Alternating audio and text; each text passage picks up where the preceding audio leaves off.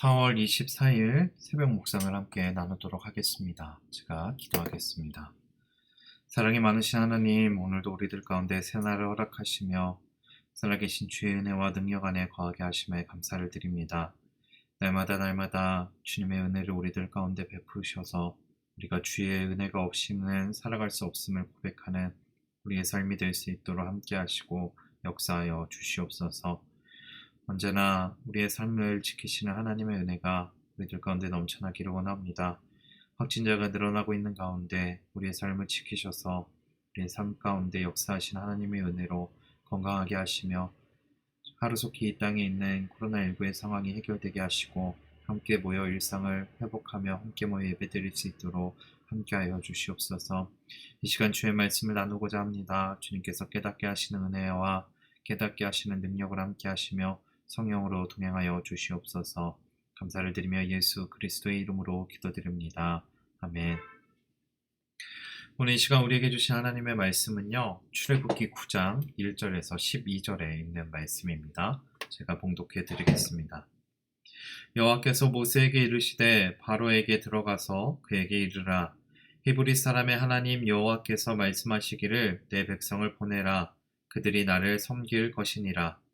내가 만일 보내기를 거절하고 억지로 잡아두면 여호와의 손이 들에 있는 내 가축 곧 말과 나귀와 낙타와 소와 양에게 더하리니 심한 돌림병이 있을 것이며 여호와가 이스라엘의 가축과 애굽의 가축을 구별하리니 이스라엘 자손에게 속한 것은 하나도 죽지 아니하리라 하셨다 하라 하시고 여호와께서 기한을 정하여 이르시되 여호와가 내일 이 땅에서 이 일을 행하리라 하시더니 이튿날 여호와께서 이 일을 행하시니 애굽의 모든 가축은 죽었으나 이스라엘 자손의 가축은 하나도 죽지 아니한지라.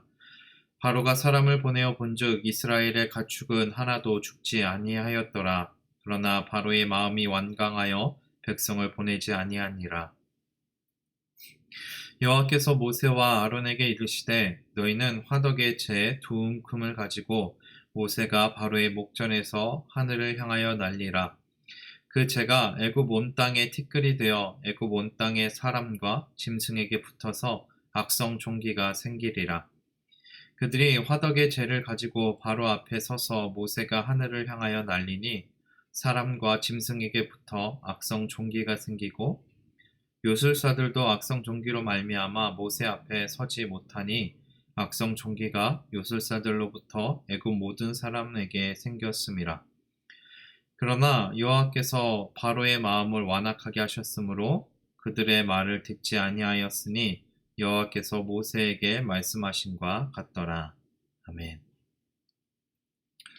우리는 지금 계속해서 하나님께서 애굽에 나타내셨던 10가지 재앙에 대해서 나누고 있습니다. 오늘은 그중 가운데서도 5번째와 6번째 재앙이 오늘 함께 읽은 본문에 등장하고 있습니다.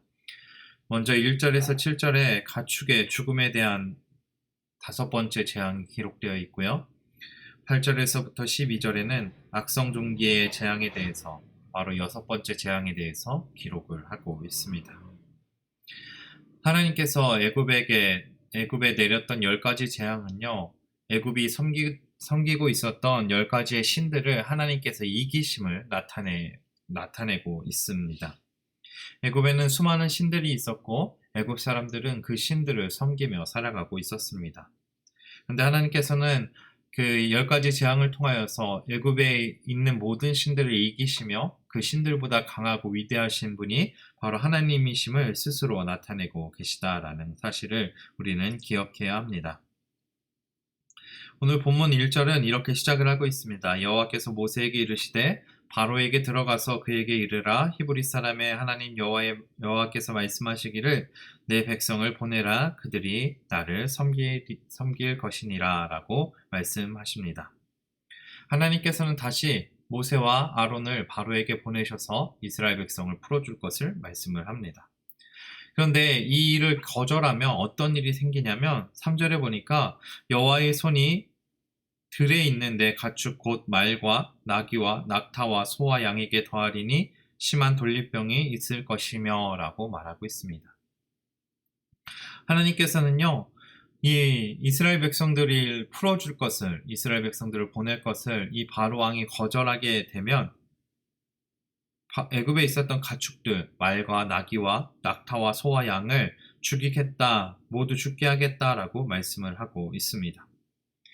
고대 시대에 있어서 이 가축은요, 굉장히 중요한 재산이었습니다. 왜냐하면 산업과 농경과 그리고 군대를 구성하는데 가장 중요한 도구로 쓰였던 게 바로 이 가축이기 때문입니다.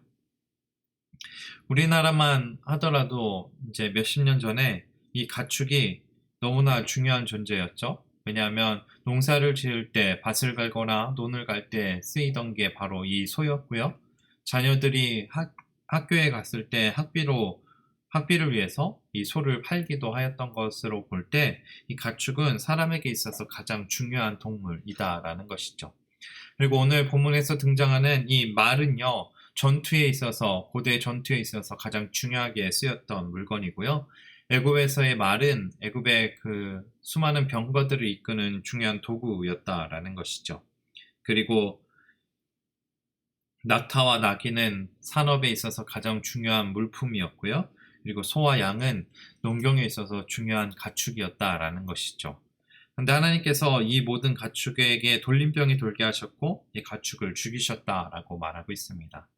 하나님께서 이 가축을 죽이심으로 애굽의 어떤 신을 이겼냐면 육축의 신이었던 아피스를 이기신다라는 것을 나타내 주고 계십니다.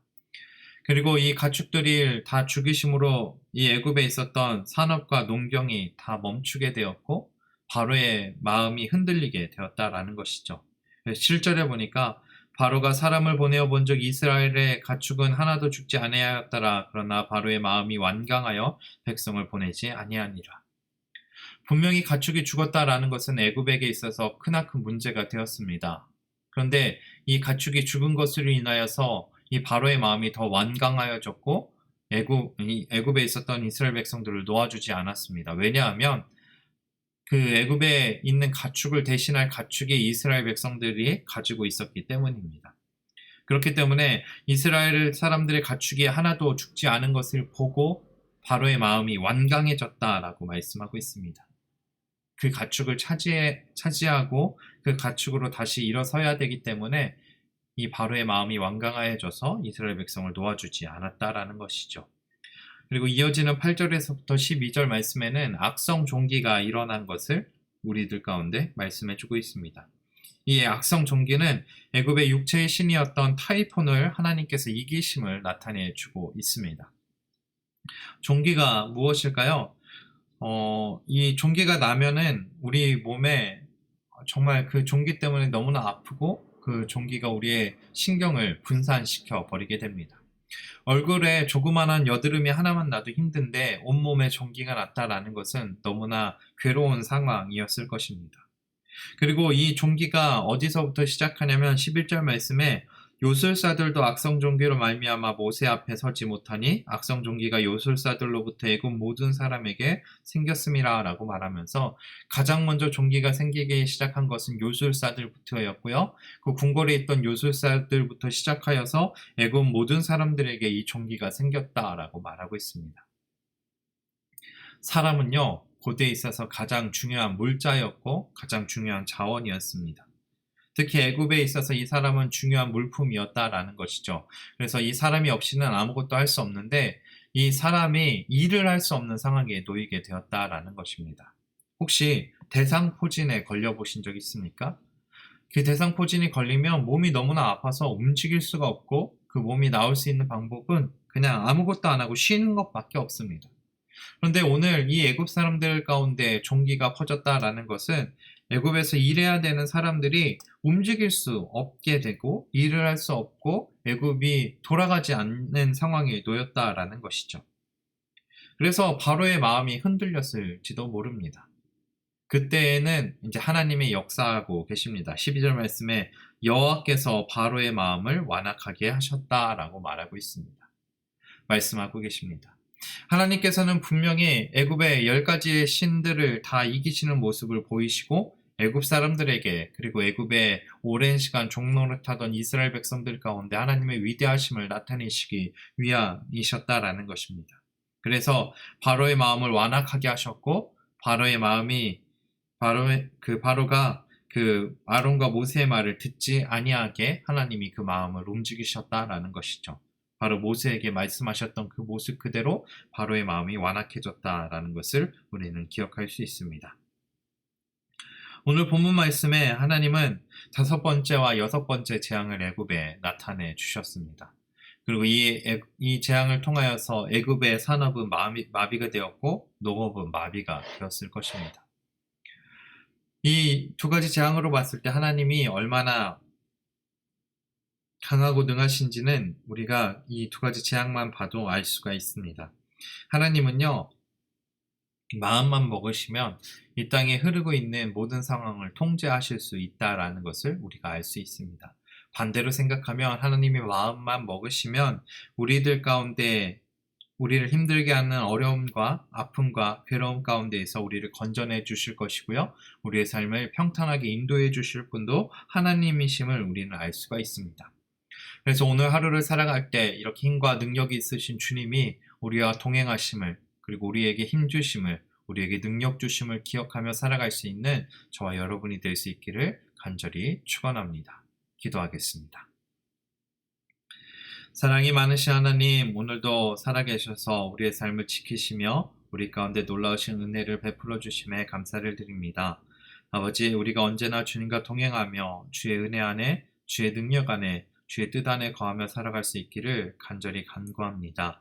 주님, 오늘도 우리의 삶 가운데 역사하여 주셔서 주님께서 애굽의 그 모든 신을 이기시며 스스로 힘과 능력이 있으신 스스로 강대하신 하나님이심을 나타내셨던 것처럼 우리들의 삶 가운데 역사하셔서 우리의 삶을 통하여 주님의 살아계심을 주님이 유일한 하나님 되심을 세상 사람들에게 전하며 나누며 살아갈 수 있는 우리의 삶이 될 수 있도록 함께 하시고 동행하여 주시옵소서. 오늘 하루의 삶을 주님 앞에 온전히 맡겨드리오니 주님이 우리의 삶을 지키시고 보호하시고 함께하여 주시옵소서. 감사를 드리며 우리 주 예수 그리스도의 이름으로 기도드립니다. 아멘.